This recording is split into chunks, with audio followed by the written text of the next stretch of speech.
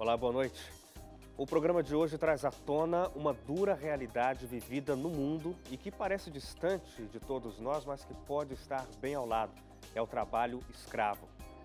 De acordo com o artigo 149 do Código Penal brasileiro, são elementos que caracterizam o trabalho análogo ao de escravo: condições degradantes de trabalho, jornada exaustiva, trabalho forçado e servidão por dívida. Aqui no Brasil, recentemente, 209 empresas foram denunciadas ao Ministério Público por trabalho escravo. De acordo com esse documento, entre 2005 e este ano, 2.879 funcionários foram submetidos pelos empregadores a exercer atividades laborativas sob condições degradantes e desumanas. O trabalho escravo, na maioria das vezes, vitimiza pessoas que saíram da terra natal em busca de uma oportunidade. Só que no decorrer da estrada rumo à conquista de um sonho, elas foram enganadas, exploradas, escravizadas. Tiveram roubadas a dignidade humana e a própria liberdade. Lamentavelmente, uma parte da população brasileira ainda se submete ao trabalho escravo em razão de uma discriminação histórica e estrutural que temos no Brasil, fruto da nossa imensa desigualdade social. A lei brasileira explica que, para se configurar trabalho escravo, são necessários 4 elementos: condições degradantes de trabalho, trabalho forçado, jornada exaustiva e servidão por dívida. Em outubro do ano passado, o governo publicou uma portaria que alterava o conceito e exigia algumas características para configurar a condição de trabalho escravo. De acordo com o documento, era necessária a comprovação da submissão do trabalhador sob ameaça de punição, com o uso de coação, se o trabalho fosse realizado de maneira involuntária, além do cerceamento de liberdade. Na ocasião, a portaria recebeu diversas críticas de entidades nacionais e internacionais. O argumento era de que as novas regras dificultavam a fiscalização. A Organização Internacional do Trabalho, por exemplo, alertou que o documento do governo poderia interromper a trajetória de sucesso do Brasil no combate ao trabalho escravo. A agência da Organização das Nações Unidas também criticou a decisão. As críticas foram ouvidas pelo governo e, em dezembro, o Ministério do Trabalho publicou uma nova portaria e voltou a adotar critérios já estabelecidos internacionalmente para definir o trabalho análogo ao de escravo. Na Fiscalia do Ministério do Trabalho. Está dormindo aqui? Sim, somos 3. José Martínez, William Rivero e minha pessoa, Leonel Menezes. Venimos de Venezuela. E banho?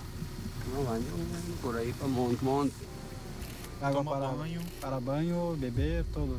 Isso. Só esta água. Todo. De que cocina? Não, essa é a cozinha. Frango cozinero. Frango guisado e macarrão. Entre os conceitos apresentados pela nova portaria estão o de trabalho forçado, aquele exigido sob ameaça de sanção física ou psicológica, e para o qual o trabalhador não tenha se oferecido ou no qual não deseje permanecer espontaneamente.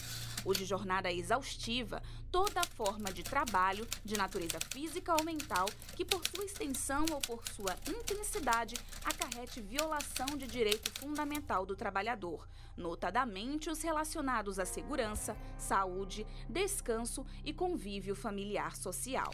E o de condição degradante de trabalho.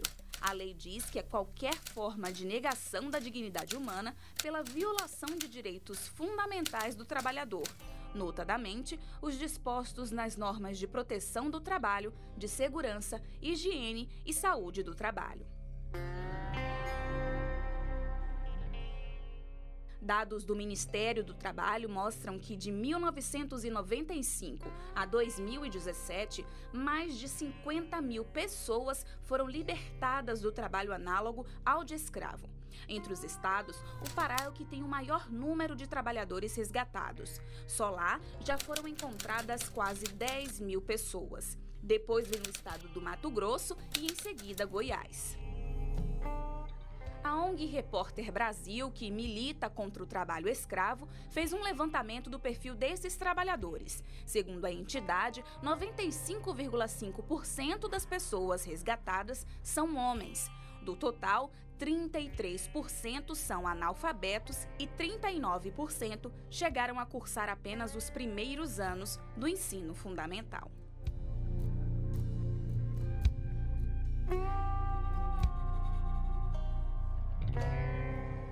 Bom, e aqui dentro do estúdio hoje eu tenho o prazer de receber Marcelo Martins. Ele é consultor jurídico, especialista em direito trabalhista e previdenciário, sócio de Granadeiro Guimarães Advogados Associados. Marcelo, muito obrigado pela sua companhia com a gente aqui dentro para falar de um tema tão delicado e importante. Verdade. Boa noite, Hélio. Boa noite, telespectador da Novo Tempo. Marcelo, a gente viu aí na reportagem números que são assustadores, apesar de, dentro de um contingente de 200 milhões de brasileiros, você tem aí esses números de milhares de pessoas que são resgatadas de trabalho escravo, mas há outros milhares que ainda aguardam, quem sabe, o resgate feito pelas autoridades brasileiras. Agora, o fato que nos leva a começar essa discussão, Marcelo, é como é que isso ainda ocorre no Brasil hoje com essa lei trabalhista que para alguns é inclusive benéfica demais para o trabalhador e às vezes até pesada para o empregador, e ainda assim a gente encontra esses casos. Na verdade, a lei ela traz a expressão correta, que é trabalho análogo à escravidão. E aí por quê? Porque é uma forma conceitual. O trabalho análogo a escravo, ele não está nos rincões do país, nas fazendas do Pará, do Amazonas, não. Ele está ali na região da 25 de março, na região do Bom Retiro, aqui em São Paulo. Para quem é daqui de São Paulo conhece essa região. Ele está ali em indústrias têxteis, em oficinas clandestinas, em uma série de situações que obrigam essa situação. Agora, a gente mostrou aí, a legislação determina 4 características para se dizer que o trabalho é análogo à escravidão. Aquela portaria que a gente mencionou foi derrubada, o que me parece que foi muito louvável, que ela não tenha seguido em frente, mas porque a portaria exigia que a própria vítima fizesse uma denúncia para ser resgatada, entre outros absurdos apontados ali. Agora, como é que se combate o trabalho análogo à escravidão? Tendo em vista isso que você disse, não ocorre só lá nas regiões mais afastadas, onde não há olhos para observarem, mas acontece nos grandes centros. A gente teve durante a construção, as construções para as Olimpíadas, para a Copa, trabalhos análogos à escravidão ocorrendo nos grandes centros onde os estádios eram construídos. Exato. Hélio, há uma preocupação muito grande e a Ordem dos Advogados do Brasil recentemente criou uma comissão especial de combate ao trabalho análogo à escravidão, do qual a presidente manda um abraço à doutora Luciana Slobargas, que nos ajudou, inclusive, com um material para essa matéria de hoje. O que acontece? Existem 2 situações fundamentais que contribuem para o trabalho análogo à escravidão. Um é a vulnerabilidade e outra é a impunibilidade. A vulnerabilidade de quem precisa do trabalho, então se submete a essa degradação, e a impunibilidade, ela faz com que aquele que explora o trabalho nessa condição se sinta confortável e, pior, achando até que está fazendo um favor para aquele que passa a ser explorado. Porque se ele não estivesse aqui, talvez estivesse sem teto, talvez estivesse sem comer. Mas toda a OIT, a Organização Internacional do Trabalho, a nossa Constituição de 88, que acabou de fazer 30 anos, aqui ainda na semana passada, ela prevê como direito fundamental a dignidade da pessoa humana. E quando a dignidade ela é afetada de qualquer forma, não há justificativa. Ou seja, não há maneira certa de se fazer a coisa errada. Não existe nada que justifique a retirada da dignidade da pessoa humana. Então esse é um viés que nós não podemos deixar de lado um minuto sequer, e é indigno, sim, o trabalho exaustivo. Só queria fazer um parênteses nisso que você comentou. Quando a lei estabelece os critérios para considerar o trabalho como análogo a escravo, não são critérios cumulativos. Sim. Não, é qualquer um deles, né? Degradação da pessoa humana, jornada exaustiva, humilhação, impossibilidade da pessoa de deixar aquele local, se houver qualquer um desses elementos, já se caracteriza a condição análoga à escravidão. E ela não precisa ser denunciada pelo trabalhador, ela pode ser denunciada por qualquer pessoa. Agora, isso é uma questão tão importante, Hélio, que, por exemplo, se nós resgatarmos em 2004, por exemplo, tivemos o caso de Unai, em Minas Gerais, onde fiscais do trabalho receberam uma denúncia de uma determinada fazenda que estava sendo acusada de eventual exploração de trabalho análogo a escravo, e esses fiscais foram brutalmente assassinados, justamente para que se mantivesse aquele status quo. É um absurdo.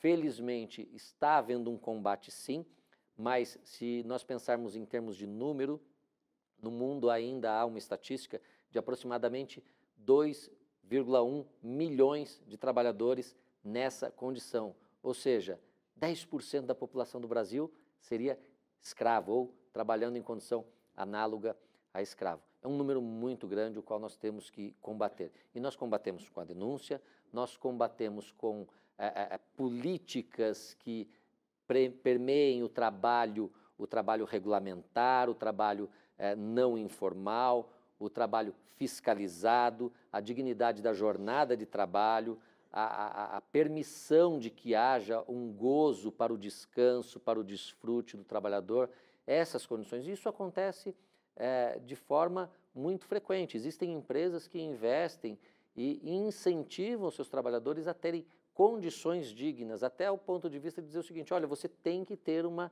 vida fora da empresa. Existe vida fora da empresa, o que não acontece em muitos casos, infelizmente, mas nós estamos dando passos largos para isso. Hoje, a criminalização do trabalho análogo à escravidão, ela é de 2 a 8 anos de reclusão e multa. Né? E multa. Existe um projeto do Estado de São Paulo, uma lei estadual, que é conhecida como Lei Bezerra, que ela retira, por exemplo, o benefício do ICMS dos trabalhadores.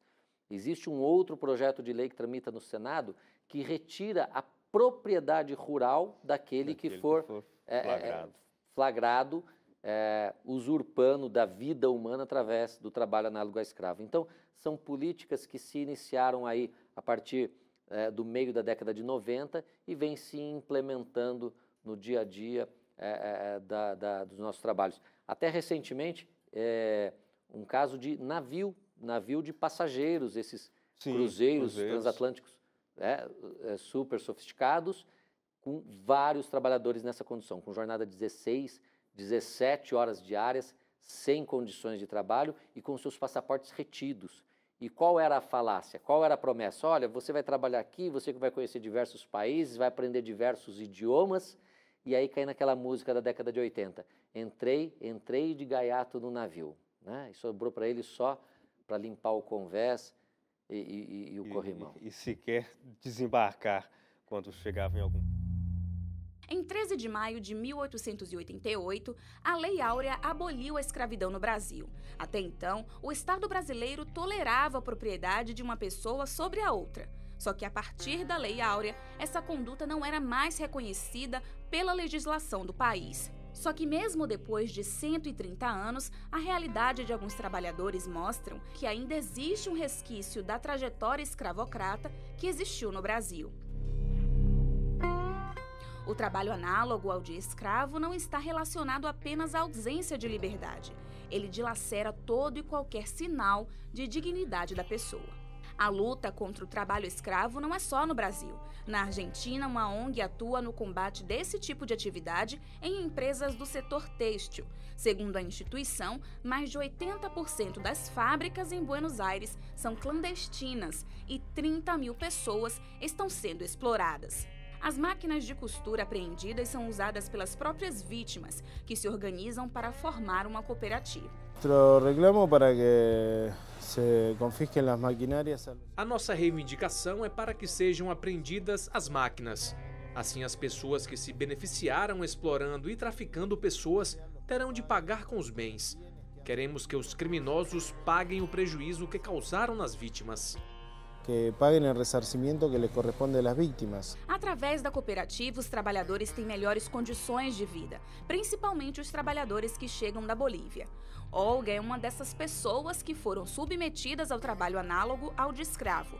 Ela foi para a Argentina na expectativa de trabalhar numa ótima empresa, mas na realidade, Olga teve que trabalhar cerca de 16 horas todos os dias. Pero es muy feo trabajar así, al no saber cuánto te lo van a pagar. É muito feio trabalhar assim, eu não sabia quanto eu iria ganhar. Algumas vezes eu não ganhava nada e no dia que pagavam era o valor que eles queriam. Pagan ellos la cantidad que ellos quieren. Esse problema parte de algo maior, que forma o crime organizado ligado ao tráfico de pessoas, lavagem de dinheiro e outros delitos. Hoje, a ONG Alameda possui a própria marca, a Notiens, que significa sem correntes. O México também tem travado uma verdadeira batalha contra o trabalho escravo. Em uma ação da polícia, mais de 270 pessoas, incluindo várias crianças, foram encontradas em situação de exploração, privação de liberdade e maus tratos. Em Hong Kong, um caso também chamou a atenção. Durante 8 meses, uma empregada doméstica passou fome e foi agredida pela própria patroa. A vítima também era proibida de sair de casa e dormia apenas 4 horas por dia. Em uma ocasião, a empregada que veio da Indonésia foi espancada de tal modo que perdeu a consciência. Ela conseguiu fugir da residência e foi internada em estado grave. Depois da denúncia, a patroa foi considerada culpada por 12 das 20 acusações, entre elas agressão e ferimentos com agravantes, além de ameaças e falta de pagamento de salário. Ela foi condenada a 6 anos de prisão. Estou muito feliz porque finalmente minha patroa vai para a prisão, apesar de ser apenas por 6 anos. Para mim, a justiça finalmente foi feita. No Brasil ou em qualquer lugar do mundo, o trabalho escravo deve ser erradicado com urgência. E para conscientizar as pessoas, fica um clamor para nossa reflexão. A única coisa que posso dizer é que verifique cada coisa que você comprar. Observe se foi feito em boas condições de trabalho. Em muito boas condições de trabalho, não?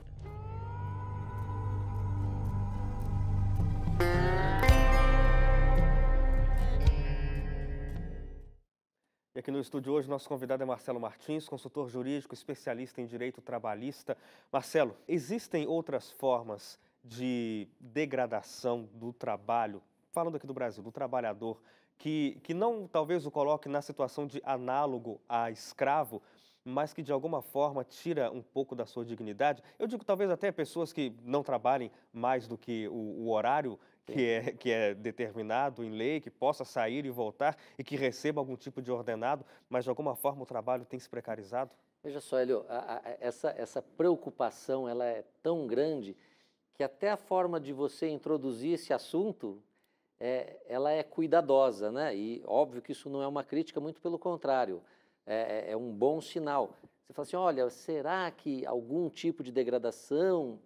Sim, qualquer degradação da condição, da dignidade, que retire a dignidade humana, ela é análoga a escravo. E nós não temos que ter o menor receio de chamar pelo nome, chamar o erro pelo nome, né? Existe até um conceito aqui dentro da Novo Tempo em relação a isso. Então, nós temos que chamar a atenção, sim. Foi muito interessante o que esse último entrevistado falou, quando ele fala o seguinte, olha, verifique de onde vêm as condições da marca que você compra. Existem algumas, e eu posso mencionar porque são casos públicos, a grande empresa Zara de produtos de vestuário, ela recebeu uma multa altíssima justamente por exploração dessa condição. A Nike, igualmente. Então, são empresas que, do ponto de vista social, nós deveríamos repudiar como uma forma de dizer o seguinte, olha, eu sei o que você fez, né? No verão, no outono, na primavera, no inverno passado, eu sei o que você fez, você explorou os seres humanos, degradou a sua condição de ser humano e colocou-o numa condição análoga a escravo. E como reprimenda esse ato, independente de qualquer sanção que a empresa possa sofrer dos órgãos constituídos, multa, prisão de gestores, de prepostos, condenações criminais, eu acho que a maior reprimenda é aquela do povo demonstrar que não aceita essa situação. E como que você faz isso? Mexendo no órgão mais sensível dessas empresas, o seu bolso. Então, quando ele fala, aquele entrevistado faz aquele comentário, faz aquele apelo, até emocionado, verifique de onde está vindo, ele está dizendo exatamente isso. Olha, cidadão, você vai comprar de alguém que você sabe que está explorando o trabalho infantil, trabalho escravo? Não compre. Então, essa é uma situação. Em termos de Brasil, para a gente retirar um pouco o peso do trabalho análogo a escravo, existem sim algumas medidas judiciais, que é o direito ao gozo da condição de vida, né? Existem até alguns pedidos que cobram indenização da empresa por retirar do trabalhador a condição dele de lazer, né? A condição dele de existir em outra esfera que não seja de trabalho. Não necessariamente ele está sendo forçado àquilo, mas é uma condição quase imperceptível. Ele está exaustivamente se dedicando à empresa. Por quê? Porque ele teme pelo desemprego. E na nossa conjuntura, o trabalhador continua sendo considerado a parte frágil da relação de trabalho. Apesar da mudança que a gente teve. Exato. A Lei 13.467, né, de 2017, ela catalogou aquilo que nós chamávamos de hipossuficiência. Ou seja, até um teto de 11 mil e poucos reais, o trabalhador é hipossuficiente. A partir desse teto, ele não é mais hipossuficiente, ele é hipersuficiente. Ou seja, a lei o coloca numa condição de igualdade com o empregador. Paridade. Condição essa que é um absurdo, é um descalabro, e isso é uma posição pessoal minha, que não há. A hipossuficiência sempre haverá, independente do camarada ter um salário de 10 ou de 50 ou de 100 mil reais. Ele vai sempre estar, infelizmente, ainda na condição de fragilidade na relação com o seu empregador. Aí é preciso que o trabalhador também busque por si mesmo alguma forma de se proteger, não é? Apesar de haver o temor do desemprego, o temor de uma perseguição, quem sabe, dentro da empresa, mas é preciso que se haja essa postura de se impor também, não é, Marcelo? Essa imposição, Hélio, ela foi muito vilipendiada com a edição da Lei 13.467, a chamada reforma trabalhista, né? Que de reforma tem muito pouco, né? Você reforma alguma coisa que está desajustado. Ela apenas inseriu algumas coisas e retirou outras, isso necessariamente nem pode ser considerado uma reforma, né? Mas ela vilipendiou bastante essa possibilidade. Por quê? Porque, primeiro, ela retira essa condição da própria figura da hipossuficiência. Segundo, ela coloca um ônus ao trabalhador para poder demandar na justiça, ou seja, o ônus da sucumbência.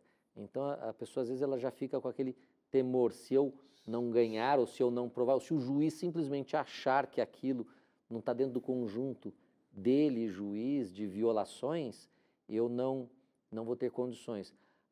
Ela coloca limites naquilo que é dano moral. Ora, qual é o limite do moral? Qual é o limite do moral? Como que eu vou dizer que a sua dor interior é maior ou menor que a minha, ou que a sua dor vale X reais e a minha vale Y? Então, ela enfraqueceu as entidades sindicais. Marcelo, eu agradeço muito pela sua participação com a gente aqui no Realidade em Pauta. Muito obrigado. Eu que agradeço, Hélio. Boa noite a você. Boa noite ao telespectador da Novo Tempo. A você de casa, muito obrigado também. Você pode rever essa conversa com o Marcelo lá no nosso site, novotempo.com/jornalismo. Pode ficar à vontade, inclusive, para divulgar essa entrevista para que mais pessoas tenham acesso a ela. Uma boa noite para você e até o próximo encontro.